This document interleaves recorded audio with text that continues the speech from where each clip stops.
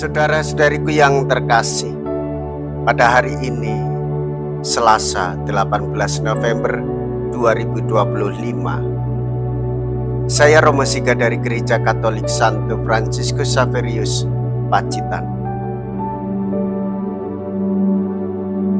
Dalam nama Bapa dan Putra dan Roh Kudus, amin. Kita bersama Bunda Gereja merayakan peringatan pemberkatan Basilika Santo Petrus dan Santo Paulus.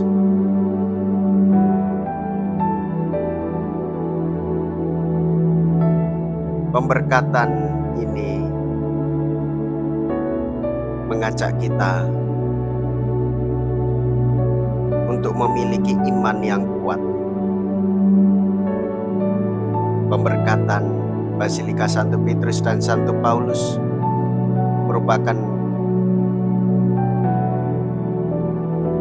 peringatan bangunan yang menjadi simbol kuat iman, ketekunan, kesetiaan, dan pengabdian dari kedua rasul besar, yaitu Santo Petrus dan Santo Paulus.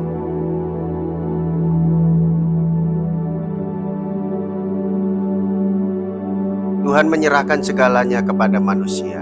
Mereka bertanggung jawab terhadap dirinya tetapi juga terhadap sesama. Tingkah lakunya berpengaruh terhadap yang lain. Eliasar yang sudah lanjut usia mengambil kesimpulan dari situ. Tanpa menyesatkan orang lain, ia tetap setia kepada pilihannya. Zakius pun berani mempertaruhkan segalanya untuk bertemu dengan Yesus. Bagi kita, kedua orang tersebut merupakan teladan orang setia yang mencari yang baik.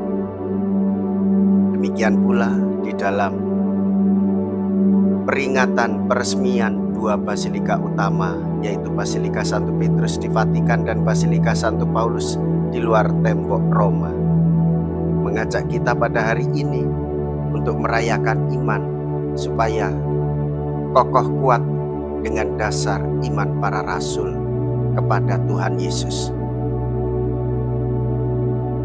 Anak manusia datang untuk mencari dan menyelamatkan yang hilang. Mea culpa, mea culpa, mea maxima culpa.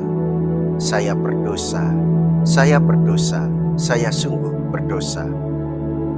Semoga Allah yang Maha Kuasa mengasihani kita, mengampuni dosa kita, dan menghantar kita ke hidup yang kekal. Amin. Marilah kita berdoa. Allah Bapa kami yang Maha Kuasa, kami telah mendapatkan teladan dari orang-orang yang memberikan kesaksian tentang kebenaran dan mengorbankan hidup mereka. Kami mohon semoga kami lalu dapat memahami apa yang menjadi kehendak-Mu, dan ajarilah kami bertindak selaras dengan kehendak-Mu itu, dengan pengantaraan Tuhan kami Yesus Kristus Putra-Mu yang hidup dan berkuasa kini dan sepanjang segala masa. Amin. Tuhan bersamamu dan bersama roh-Mu. Inilah Injil suci menurut Lukas. Dimuliakanlah Tuhan. Lukas bab 19 ayat 1 sampai dengan ayat 10. Yesus memasuki kota Yeriko dan berjalan melintasi kota itu. Di situ ada seorang kepala pemungut cukai yang amat kaya bernama Zakius. Ia berusaha melihat orang apakah Yesus itu, tetapi tidak berhasil karena orang banyak dan ia berbadan pendek.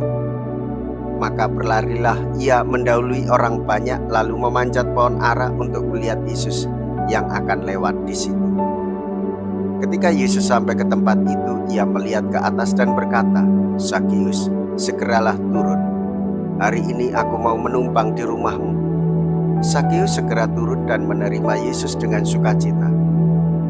Tetapi semua orang yang melihat hal itu bersungut-sungut, katanya, "Ia menumpang di rumah orang berdosa."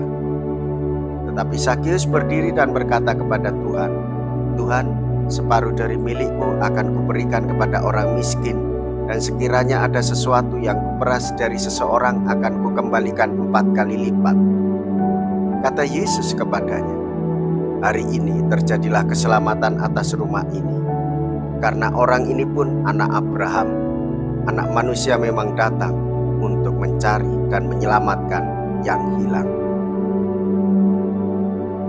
Demikianlah sabda Tuhan. Terpujilah Kristus. Saudara-saudariku yang terkasih, visi Tuhan Yesus adalah mewujudkan kerajaan Allah di dalam kehidupan di dunia ini. Dan misi Tuhan Yesus mencari dan menyelamatkan siapapun yang hilang dari kuasa ilahi. Yesus menyelamatkan supaya kita tidak berdosa, supaya kita kembali suci, hidup di dalam kasih karunia ilahi. Sebagaimana kita belajar dari Sakius, Tuhan Yesus datang ke rumahnya dan Sakius berjanji untuk mengembalikan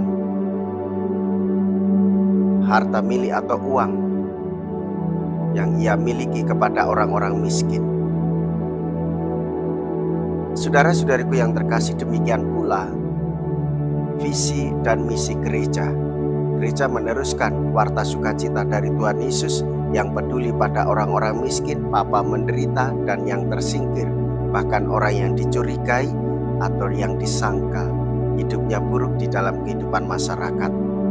Dan misi gereja pun sama, yaitu menerima setiap orang yang berdosa untuk datang kepada Tuhan Yesus, mendapatkan belas kasih pengampunan, sekaligus memberikan keselamatan bagi jiwanya. Maka saudara-saudariku yang terkasih, dalam perayaan ini, pengabdian kedua rasul yaitu Santo Petrus dan Santo Paulus yang memberikan hidup mereka bagi Kristus. Dan kedua basilik ini mau mengingatkan kita ada begitu banyak para pesiarah yang datang untuk memasuki gereja yang begitu besar. Dan itu menyadarkan kita pula, setiap kali kita memasuki gereja, kita ingat tradisi para rasul, kita ingat tradisi warisan gereja yaitu cinta kasih. Maka kita diutus oleh gereja untuk meneruskan visi dan misi gereja yang adalah visi dan misi Tuhan Yesus di dalam kehidupan kita. Sudah sepatutnya kita ikut ambil bagian di dalam karya keselamatan Tuhan Yesus yang diwartakan oleh gereja. Marilah kita berdoa. Allah Bapa kami yang Maha Baik, berkenanlah datang di dalam hati kami dan melimpahkan belas kasih-Mu kepada siapapun. Jadikanlah kami putra dan putri Bapa Abraham yang percaya akan kasih setia-Mu dengan pengantaraan Kristus Tuhan kami. Amin. Tuhan beserta kita sekarang dan selama-lamanya. Semoga Allah yang Maha Kuasa memberkati saudara sekalian, Bapa dan Putra dan Roh Kudus. Amin. Saudara-saudariku yang terkasih, pergilah. Ibadah sabda sudah selesai. Syukur kepada Allah.